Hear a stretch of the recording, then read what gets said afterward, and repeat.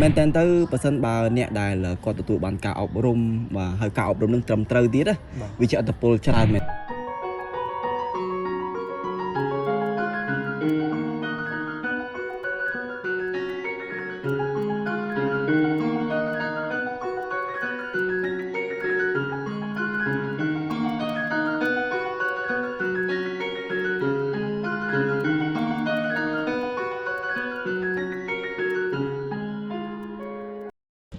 បាទជាបឋមសូមគោរពជំរាបសួរដល់ពុកម៉ែបងប្អូនក៏ដូចជាគោរពជំរាបសួរដល់គ្រូធីជុងថងដែលជា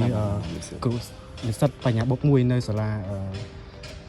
ភូមិភាគពូចាមនៅគ្រូណាហ្នឹងហើយហ្នឹងបាទអញ្ចឹងខ្ញុំមានសំណួរមួយចង់សួរលោកគ្រូឲ្យលោកគ្រូបកស្រាយសំណួរទី1តើការអប់រំជាឥទ្ធិពលអ្វីខ្លះដល់កប្បកិរិយាសិស្សនិងសំណួរទី2តើគ្រូគួរបង្រៀនមិនដើម្បីឲ្យសិស្សមានអាកប្បកិរិយាល្អបាទ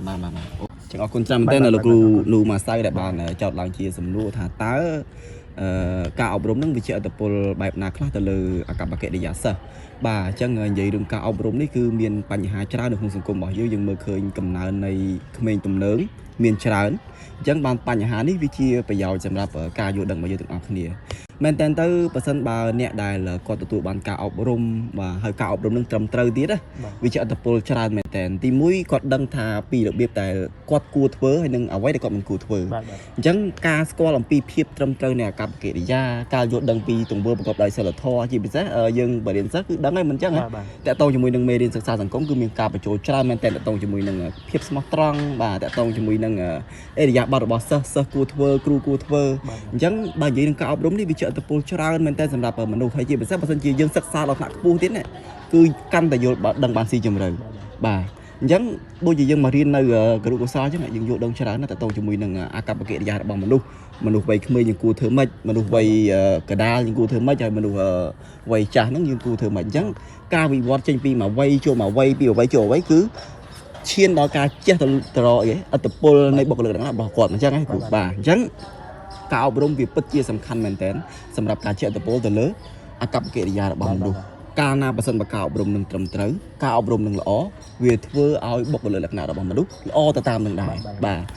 ទី2យើងចង់ដឹងថាតើគ្រូគួរបរៀនសិស្សបែបណាដើម្បីឲ្យសិស្សហ្នឹងគាត់មានអាកប្បកិរិយាល្អមិនអញ្ចឹងហ៎បាទហ្នឹងហើយមែនតើទៅអានេះចំណុចខ្ញុំផ្ដោតចេញពីខ្លួនខ្ញុំខ្លួនឯងផ្ទាល់ចឹងទី1គឺគ្រូខ្លួនឯងឲ្យល្អសិនបាទព្រោះធម្មតាបើជាគ្រូមិនតមានអាកប្បកិរិយាល្អផងសិស្សអាចមានអាកប្បកិរិយាល្អបានទេអត់ទេមិនអញ្ចឹងណាទី1គ្រូខ្លួនឯងត្រូវគ្រប់វិន័យមានអាកប្បកិរិយាល្អហើយកុំប្រើវិធីសាស្ត្របែបបុរាណដែលយើងធ្លាប់ប្រើពីមុនមកនោះវិធីសាស្ត្រសតវត្សទី21គឺក្រសួងព្យាយាមបញ្ចូលច្រើនមែនតើបាទតកតងជាមួយនឹងការអប់រំបែបវិជ្ជមានអញ្ចឹងការបដោះបដាលឲ្យរឿងអស់ហ្នឹងដាការមិនប្រើអំពើហិង្សាមិនបើយើងប្រើអំពើហិង្សាយើងឆ្ងល់បាទមិនក៏មិនឲ្យប្រើទៅវាមិនវាប៉ដល់សិស្សបែបមិនសិស្សហ្នឹងវាមិនកាលណាបើយើងប្រើអំពើហិង្សាសិស្សគឺនឹងទទួលអាកប្បកិរិយាហិង្សានឹងបន្តពីគ្រូទៅទៀតមែនតើយើងនិយាយតឹងកតិចតួចហ្នឹងអានឹងវាជារឿងធម្មតាហើយពេលខ្លះប៉ុន្តែការវាយការតប់ការទះការប្រើអំពើណាមួយឲ្យវាហួសហេតុដែលជាវិន័យអវិជ្ជមានទៅលើសិស្សហ្នឹងវាធ្វើឲ្យការវិវត្តទៅរកបុគ្គលិកលក្ខណៈរបស់សិស្សហ្នឹងគឺបាទមានបញ្ហាដូចគ្នាដែរអញ្ចឹងកន្លែងនេះគឺសំខាន់មែនតើការបង្រៀនរបស់ទៅកាន់សិស្សគឺត្រូវមានអាកប្បកិរិយាទន់ភ្លន់បាទប្រើពាក្យវិជ្ជមានច្រើនបាទហើយព្យាយាមបញ្ចូលនៅរឿងល្អអំពើល្អបាទហើយនឹងព្យាយាមបង្ហាញពីវប្បធម៌រីធម៌របស់យើងដែលវាមានដល់ហូរផង់ហ្នឹងបញ្ចូលទៅកាន់គាត់ទៅគាត់យល់ទៅការគោរពចាស់ទុំមិនគោរពម៉ែឪមិនគោរពគ្រូមិនបាទអញ្ចឹងអរគុណច្រើនមែនតើលោកគ្រូខ្ញុំសូមចូលរួមប៉ុណ្នេះសម្រាប់ការបတ်សម្ភាសរបស់លោកគ្រូបាទអរគុណច្រើនបាទទីចុងក្រោយក៏សូមអរគុណលោកគ្រូដែលបកស្រាយឡើងបោះក្បាយក៏ដូចជាអរគុណដល់ពុកម៉ែបងប្អូនដែលនឹងទស្សនាវីដេអូនេះបាទទីចុងក្រោយសូមជម្រាបលា